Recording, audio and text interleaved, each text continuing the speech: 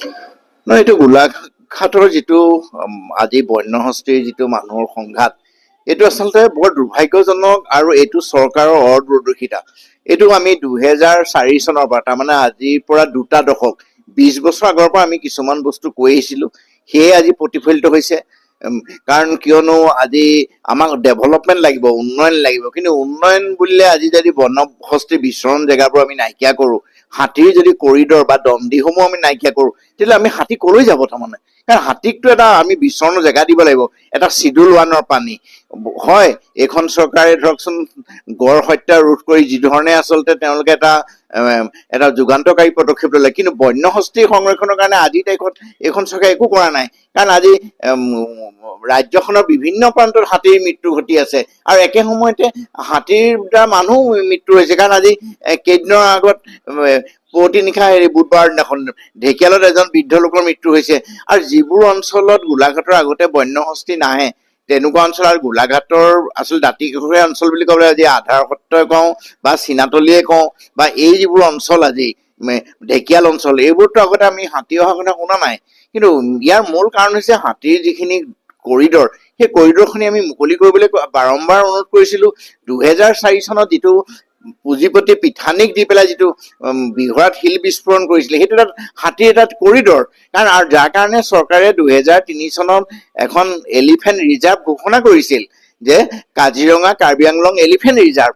সেই ৰিজাৰ্ভৰ যদি হাতীৰ কৰিডৰটোত কোনোবা এজন বনিয়াক যদি বিস্ফোৰণ ঘটাবলৈ এৰি দিয়ে, এইটো 2004 চনৰ কথা। আমি তেতিয়াই কৈছিল যে এই যে বিস্ফোৰণটো ঘটাইছে, এইটোৱে কিন্তু অনাগত দিনত জিলাখনৰ হাতীৰ সংঘাত বাঢ়িব। কাৰণ তাৰ পিছতে হাতীবোৰ সেই বিহৰা ছাইডটোৱে তেওঁলোকে নুমলীগড় ফালে আহিবলৈ ল'লে, আৰু নুমলীগড় শোধনাগাৰৰ যিটো অঞ্চল, সেইটো পংকা গান, সেইটোতো আগৰ হাতীৰ বিচৰণ জেগা। কিন্তু হ'লেও আমি ডেভেলপমেণ্টৰ কাৰণে আমি ত্যাগ কৰিছোঁ, কিন্তু একে সময়তে হাতীৰ যিখিনি বিচৰণ, যদি দেওপাহাৰ কওঁ, দেওপাহাৰ কাষত কালিয়নী বনাঞ্চল, এই দুখন সৰু বনাঞ্চল। দেওপাহাৰ এখন হৈছে 123 হেক্টৰ বনাঞ্চল, আৰু ঠিক কালিয়নীখন 100 হেক্টৰ বনাঞ্চল। আমি এই ক্ষেত্ৰত সংৰক্ষিত বনাঞ্চলৰ কাৰণে স্মাৰক পত্ৰ দিছিলোঁ, আৰু দেওপাহাৰখন আমি গৈ মানকা গান্ধীৰ ওচৰতো গৈ স্মাৰক পত্ৰ দিয়াত এইখন প্ৰস্তাৱিত সংৰক্ষিত বনাঞ্চল হ'ল। কিন্তু তাৰপিছতো আজিৰ তাৰিখত চৰকাৰে সংৰক্ষিত বনাঞ্চল ঘোষণা কৰা নাই, দিছপুৰতে ফাইল পৰি আছে। আৰু কান্দিয়লী বনাঞ্চলৰ কাৰণে আমি মুখ্যমন্ত্ৰীক স্মাৰক পত্ৰ দিছিলোঁ, আৰু একে সময়তে কান্দিয়লী বনাঞ্চলৰ ভিতৰত এটা আৰক্ষীৰ ফায়াৰিং ৰেঞ্জ আছে। আমি দেখিছোঁ তাত যোৱাবাৰ হাতী গণনাতো 30টাতকৈ অধিক হাতী তাত ওলাইছিল গণনাত। তেতিয়া আমি কৈছিলোঁ যে এই ফায়াৰিং ৰেঞ্জখন যদি আঁতৰি যায়, কাৰণ সেইটো মাজে সময়ে হয়, হ'লেও হাতী থকা জেগাত যদি ফায়াৰিং ৰেঞ্জখন থাকে, হাতীবোৰ দিশহাৰা হয়। গতিকে আমি এইখনো আচলতে স্থানান্তৰৰ কাৰণে আমি ইতিমধ্যে আমি মুখ্যমন্ত্ৰীক অনুৰোধ জনাইছিলোঁ, কিন্তু আজি তাৰিখত সেয়াও হৈ থকা নাই।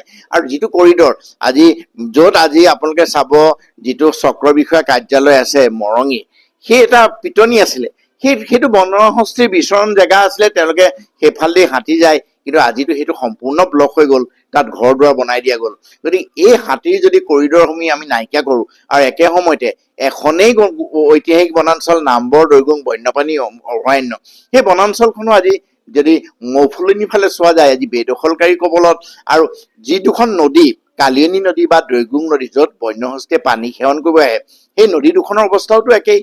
মানে জেচিবি বা ফকলেন আজি কালিয়নী আৰু দৈগুং নদী এইখন গুৰুত্বপূৰ্ণ, কাৰণ বন্যহস্তী তাত পানী সেৱন কৰিবলৈ আহে। কিন্তু সেই নদী দুখনৰ অৱস্থা কি আজি? মই বাৰে বাৰে কৈছোঁ, আমাক উন্নয়ন লাগিব, কিন্তু এনেধৰণে বালি মাফিয়াক দি এই নদী দুখনৰ পাৰটো খানি বৃহৎ বৃহৎ গাঁতৰ সৃষ্টি কৰিলে, যাৰ কাৰণে আজি বন্যহস্তী তেওঁলোকৰ পোৱালিলে পানী খোৱাত অসুবিধা। কিন্তু সেইটো কোনে বুজিব আজি? কাৰণ আমি সেইকাৰণে চৰকাৰক এইটোৱে আহ্বান জনাওঁ যে হাতীৰ বিচৰণ জেগা, আৰু যিখন আচলতে কাজিৰঙা কাৰ্বি আংলং এলিফেণ্ট ৰিজাৰ্ভ, কাৰণ 2003 চনত ঘোষণা কৰা, 21 বছৰ হ'ল। গতিকে এইবোৰ যদি সংৰক্ষণ নকৰে, হাতীৰ যদি কৰিডৰ দণ্ডিবোৰ সংৰক্ষণ নকৰে, গোলাঘাটত হাতী মানুহৰ সংঘাত থাকিবই। গতিকে এনেকুৱা অৱস্থা যদি হয়, এদিন চাব গোলাঘাট চহৰ আহি পাবহি বন্যহস্তী, কাৰণ পাইছেই। আজি কালি আমি শুনিছোঁ যে শালমিৰালৈকে আহিছে হাতী। গতিকে এইটো যদি অৱস্থা হৈ থাকে, গতিকে আমি চৰকাৰক এতিয়াও কওঁ যে যিখিনি গ'ল থকাখিনি অন্ততঃ সংৰক্ষণ কৰি বন্যহস্তী সংৰক্ষণৰ কাৰণে এই বনাঞ্চলসমূহ বা হাতী দণ্ডিসমূহ সংৰক্ষণ কৰক, আৰু যিবোৰ বেদখল হৈছে সেইবোৰ উচ্ছেদ কৰক।